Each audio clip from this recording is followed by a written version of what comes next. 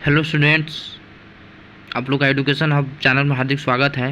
चलिए, मैं क्लास 10 का हिंदी लेकर आया हूँ। टॉपिक का नाम तुलसीदास। जो पिछले क्लास में मैंने सूरदास के बारे में पढ़ाया था। अब तुलसीदास का कुछ इम्पोर्टेंट क्वेश्चन देखेंगे। चलिए स्टार्ट करते हैं।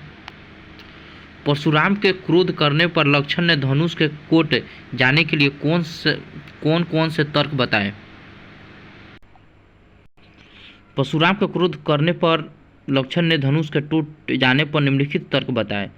बचपन में ना जाने हमने कितने ही धनुष तोड़े, किंतु किसी ने क्रोध नहीं किया। इस धनुष से आपको विशेष लगाव क्यों है? 2 नंबर, हमें यह असाधारण शिव धनुष साधारण धनुष की भांति ही लगा। 3 नंबर पॉइंट, श्री राम ने इसे तोड़ा नहीं, बस उनके छूते हुए धनुष स्वतः टूट गया। 4 नंबर पॉइंट देखेंगे। इस धनुष को तोड़ते हुए इन्होंने किसी के लाभ व हानि के विषय में नहीं सोचा था। इस धनुष को तोड़ने में राम को दोष नहीं है। 2 नंबर पॉइंट देखेंगे। परशुराम के क्रोध करने पर राम और लक्ष्मण की जो प्रतिक्रियाएं हुई, उनके आधार पर दोनों के स्वभाव की विशेषता अपने शब्दों में उतर लिखिए। राम स्वभाव से कोमल और विनयी है। परशुराम जी क्रोधी स्वभाव के थे। परशुराम के क्रोध करने पर श्री राम ने धीरज से काम लिया। उन्होंने स्वयं को उनका दास कहकर परशुराम के क्रोध को शांत करने का प्रयास किया। वह उनसे विनम्रता से बात की। लक्ष्मण रूप से एकदम विपरीत है। लक्ष्मण क्रोधी और उग्र स्वभाव के हैं।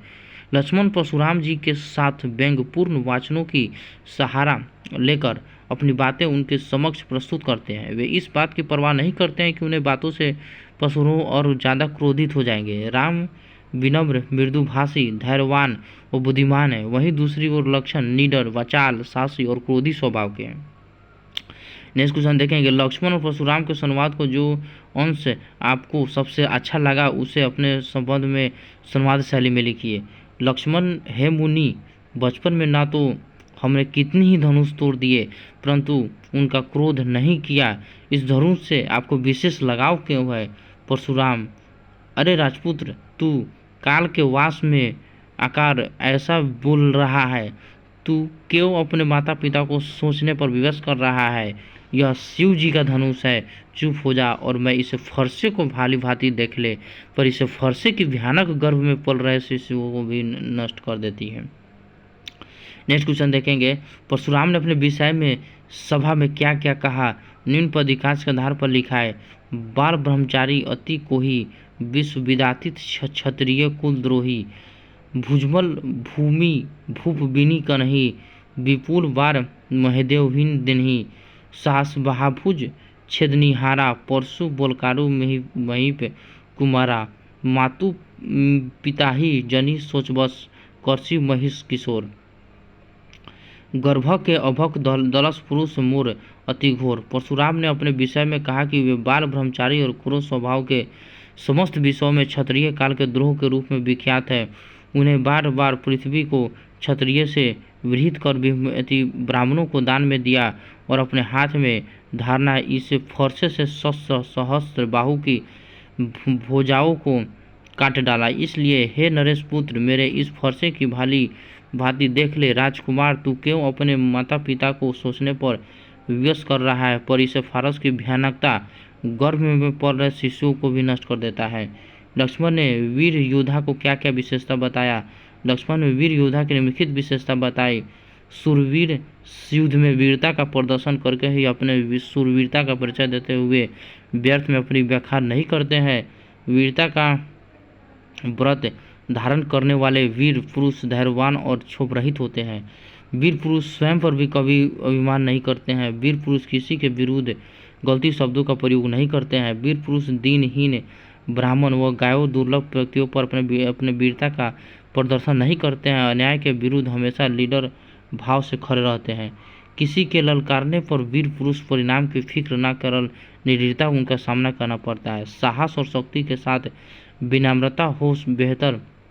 इस कथन पर अपने विचार लिखिए। साहस और शक्ति के साथ अगर विनम्रता ना हो तो व्यक्ति अनियमन एवं उदंड बन जाती है। साहस और शक्ति ये दो गुण वीर को श्रेष्ठ बनते हैं, परंतु यदि विनम्रता इन गुणों के साथ आकर मिल जाती है तो उस व्यक्ति को श्रेष्ठतम वीर की श्रेणी में ला जाती है। विनम्रता व्यक्ति में सदाचार व मधुरता भर देती है। विनम्र व्यक्ति किसी भी स्थिति को सरलतापूर्वक संभाल सकता है। परशुराम जी साहस व शक्ति का संगम है। राम विनम्रता, साहस व शक्ति का संगम है। राम की विनम्रता के आगे परशुराम जी के अहंकार को भी नतमस्तक होना पड़ा। भाव स्पष्ट कीजिए। बिहसी लखनऊ बोले मृदु बानी, अहो मनीषु महाभट मानी, पुनी पुनी मोही देखाओ कुठारू, चहत उड़वाल भूखी पहाड़ू। तो प्रसंग प्रस्तुति या पंक्तियाँ तुलसीदास द्वारा रचित रामचरितमानस से ली गई है। उन पंक्तियों में से लक्ष्मण जी ने परशुराम जी के द्वारा बोले गए शब्दों को प्रत्युत्तर दिया। भाव नमन जी ने हंसते हुए कोमल वाणी से परशुराम पर व्यंग करते हुए कहा, मुनीश्वर अपने को बड़ी भारी योद्धा समझते हैं और उसे बार बार अपने फरसा देकर डरा रहे हैं। इस तरह एक फूंक से पहाड़ नहीं उड़ा सकता है। उसी प्रकार मुझे बालक समझने की भूल मत कीजिए कि मैं आपको इससे फरसे को देखकर डर जाऊंगा। यह कुम्हरितिया कोई कोई नहीं, जेत रजनी देखी मरी जाही, देखी कोठारू सारसना बना, मैं कुछ कहीं सहित अभिमान है। माना प्रसंग प्रस्तुत पंक्तियाँ तुलसीदास द्वारा रचित रामचंद्र से ली गई है। उन पंक्तियों में लक्ष्मण जी ने परशुराम जी के द्वारा बोले गए शब्दों को प्रत्युत्तर दिया। भाव यह है कि लक्ष्मण जी अपने वीरता का अभिमान पूर्वक का परिचय देते हुए कहते हैं कि हमें कुछ छुई मुई के फूल नहीं है जो तुम्हारी तर्जनी देखकर मुरझा जाए। इसे बालक अवश्य है, परंतु फरसे और धनुष बाण हमने भी बहुत देखा, इसलिए हमें नादान बालक समझने को भी भूल न करें। गदि सुनी कह विरोध, हंसी मुन्ही हरियरे सूझ, अमय खार ने उपमय वजहू ने बूझ बूझ। प्रस्तुत पंक्तियाँ तुलसीदास द्वारा रचित रामचरित से ली गई है। उस पंक्तियों में परशुराम जी के वचन को सुनकर विश्वामित्र मन ही मन परशुराम जी की वृद्धि पर हंसता है। भाव परशुराम बार बार कहता है कि मैं लक्ष्मण को पल भर में मार दूंगा।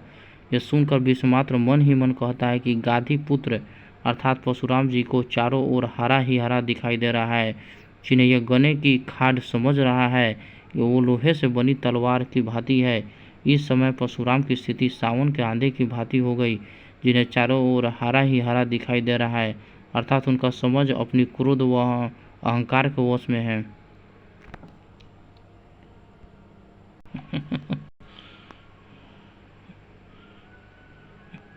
भाव परशुराम बार बार कहते हैं कि मैं लक्ष्मण को पल भर में मार दूंगा। यह सुनकर विश्वामित्र मन ही मन कहता है गाधी पुत्र अर्थात परशुराम जी के चारों ओर हरा ही हरा दिखाई दे रहा है, जिन्हें यह गने की खार समझ रहा है और लोहे से बनी तलवार की भांति है। इस भांति में इस समय परशुराम की स्थिति सावन को आंधे की भांति हो गई है, जिन्हें चारों ओर हरा ही हरा दिखाई दे रहा है, अर्थात उनकी समझ अपनी क्रोध है अभी क्रोध व अहंकार के वश में है। इस समय परशुराम की स्थिति सावन के अंधों की भांति हो गई है, जिन्हें चारों ओर हरा ही हरा दिखाई दे रहा है, अर्थात उनकी समझ अभी क्रोध व अहंकार के वश में है। पाठ के आधार पर तुलसीदास के भाषा सौदौर पर इस 10 पंक्तियाँ लिखिए। तुलसीदास रसीद कवि है, उनकी काव्य भाषा सरस है। तुलसीदास इस लिखी रामचरित अवधि भाषा में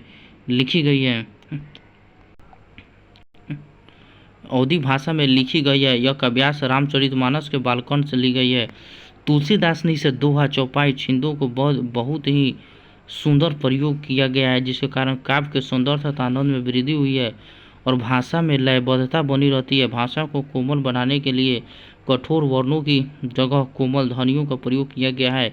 इनकी भाषा में अनुप्रास अलंकार, रूपालंकार, उत्प्रेक्षा अलंकार व पुनरुक्ति अलंकार की अधिकता मिलती है। इस काव्यांश की भाषा में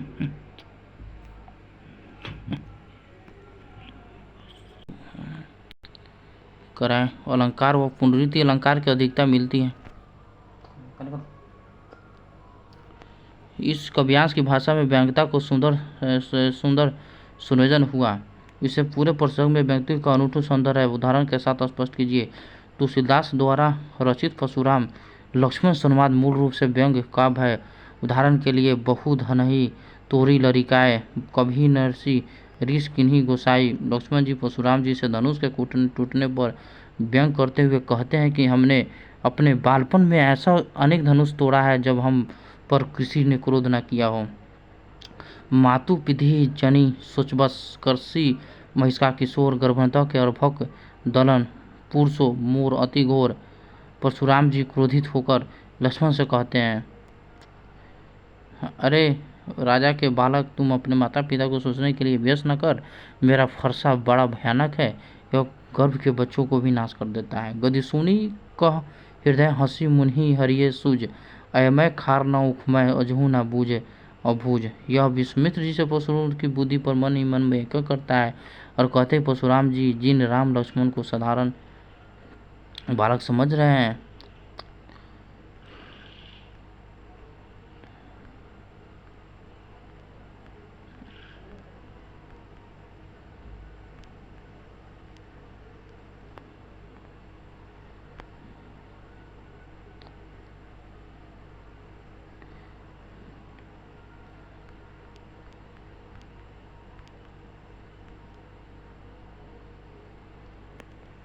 बालक बोली बधौ नहीं तो है। अनुप्रास अलंकार उस पंक्ति में ब वर्ण की एक से अधिक बार आवृत्ति हुई है, इसलिए यह अनुप्रास अलंकार है।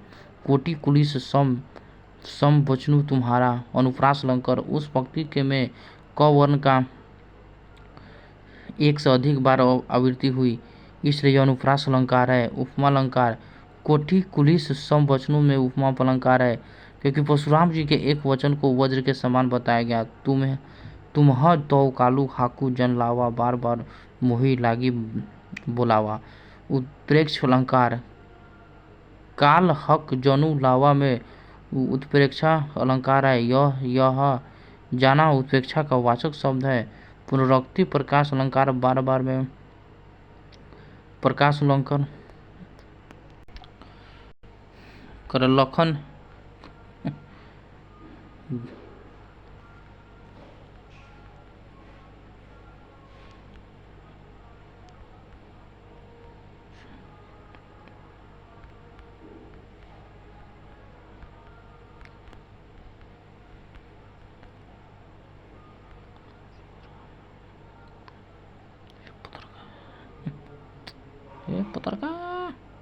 पाठ के आधार पर तुलसी के भाषा सौंदर्य पर 10 व्यक्ति लिखिए।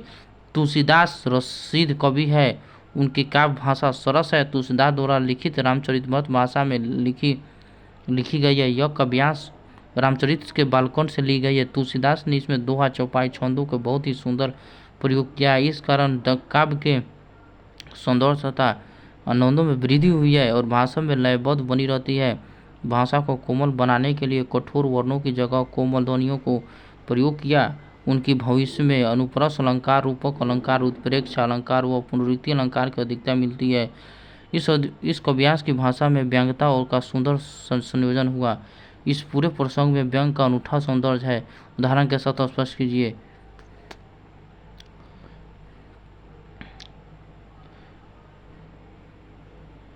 फिर नेक्स्ट क्वेश्चन देखेंगे, सामाजिक जीवन में क्रोध की जरूरत बराबर पड़ती है।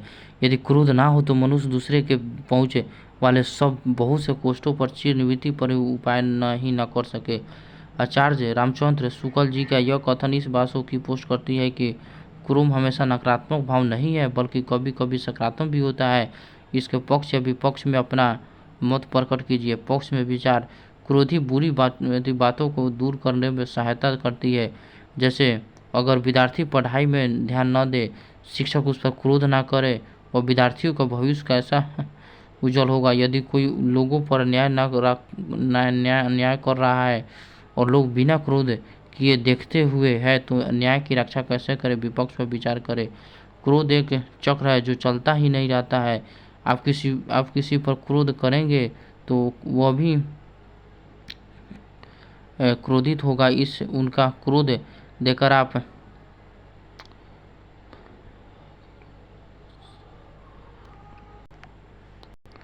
क्रोध एक चक्र है जो चलता ही रहती है। आप किसी पर क्रोध करेंगे तो आप भी आप पर क्रोधित होगी। उनका क्रोध लेकर आप और क्रोधित होंगे। इस प्रकार क्रोध में आप प्रथम स्वयं को ही हानि पहुंचते हैं। क्रोध करने से आपकी सेहत खराब हो जा सकती है और समय का भी अपव्यय होता है। संकलित अंश में राम का व्यवहार विनम्रता और संयंत्र है। लक्ष्मण लगातार व्यंग्य बाणों की उपयोग करता है। संकलित अंश में राम का व्यवहार विनयपूर्ण और संयत है। लक्ष्मण लगातार व्यंग्य बाणों का उपयोग करते हैं। परशुराम का व्यवहार क्रोध से भरा हुआ है। अपने आपको इस परिस्थितियों में रखकर लिखे कि आपका व्यवहार कैसा होता है। मेरा व्यवहार राम और लक्ष्मण के बीच का होता है। मैं लक्ष्मण की तरह परशुराम के अहंकार को दूर जरूर करता है किंतु उनका अपमान न करता है। मैं शायद अपनी बात लक्ष्मण की तरह जोर जोर से बोलकर मेरा व्यवहार राम और लक्ष्मण के बीच का होता है। मैं लक्ष्मण की तरह परशुराम के अहंकार को दूर जरूर करता है किंतु उनका अपमान न करते। मैं लक्ष्मण की तरह परशुराम के अहंकार को दूर जरूर करता है किंतु उनका अपमान न करता है। मैं शायद अपनी बात लक्ष्मण की तरह जोर जोर से बोलकर उनके समक्ष रखता है। अगर वे सुनते ही है तो राम की तरह विनम्रता और शांति से उन्हें समझता है। अपने किसी परक्षत्र या मित्र के स्वभाव की विशेषता लिखिए। इस प्रसंग से मुझे अपने तस्वीर कक्षा के मास्टर जी की याद आती है। दूसरे की क्षमता को कम नहीं समझना चाहिए। इस शीर्षक को ध्यान में रखते हुए एक कहानी लिखिए। हमारी कक्षा में राजीव जैसे ही प्रवेश करता था सभी उसे लंगड़ा लंगड़ा कहकर संबोधित करने लगता था। राजीव बचपन से आशा नहीं था कि ऐसी किसी दुर्घटना के शिकार स्वरूप उसकी हालत हो गई थी। राजीव की सहायता करने के बजाय सभी उसका मजाक उड़ाने लगे थे, परंतु राजीव किसी से कुछ न कहते न बोलता, चुपचाप अपने काम करता रहता और ना ही कभी कभी शिक्षकों से बच्चों की शिकायत न करता। ऐसा लगता मानो वह किसी विचार में खोया है।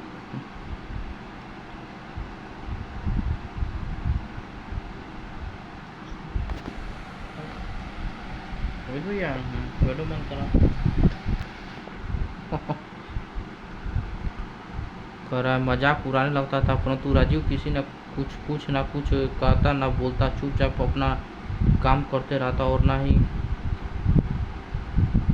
ना ही कभी किसी शिक्षक के बच्चों को शिकायत न करता। ऐसा लगता मानो वह किसी विचार में खोया है। सारे बच्चे दिन भर उधम मचाते उसे तंग करते रहते थे, परंतु वह हर समय पढ़ाई में मग्न रहता है। इसका परिणाम यह निकला कि जब विद्यालय की 10वीं का वार्षिक परिणाम निकला तो सब विद्यार्थियों को आंखें फटी की फटी रह गई, क्योंकि राजीव अपने विद्यालय ही नहीं बल्कि पूरे राज्य में प्रथम आया था। वही विद्यार्थी जो केवल तब उस पर हंसते थे आज उसकी तारीफों का पुल बांध रहा था। उसकी सारी क्षमता का उपहास उड़ान वालों के राजीव ने अपने प्रतिभा से मुंह सिल दिया था। चारों ओर राजीव के ही चर्चे थे। आज के इस प्रतिस्पर्धा युग में पूर्ण अंगों वाले विद्यार्थी भी पूर्ण सफलता पाने में असमर्थ है। ऐसे में विकलांग युवक की इस सफलता से यही पता चलता है कि कोई भी व्यक्ति अपूर्ण नहीं है। हमें लोगों की शारीरिक क्षमता से नहीं बल्कि प्रतिभा से आंकना चाहिए। नेक्स्ट क्वेश्चन देखेंगे, अवधी भाषा आज किन किन क्षेत्रों में बोली जाती है। अवधी भाषा मुख्यतः अवध में बोली जा सकती है। उत्तर प्रदेश के कुछ इलाके जैसे गोरखपुर, गोंडा, बलिया, अयोध्या आदि क्षेत्रों में बोली जाती है। अगर जितने भी स्टूडेंट्स अगर इस वीडियो को देख रहे हैं, ये टॉपिक तुलसीदास से था जो क्लास 10th के बोर्ड एग्जाम के लिए काफ़ी इंपॉर्टेंट है। इस चैनल को सब्सक्राइब करें, शेयर करें, लाइक करें, ताकि मैं आप लोग के लिए अच्छे से अच्छे कंटेंट ला सकूं। नेक्स्ट वीडियो नेक्स्ट चैप्टर में बनाऊंगा। थैंक्स।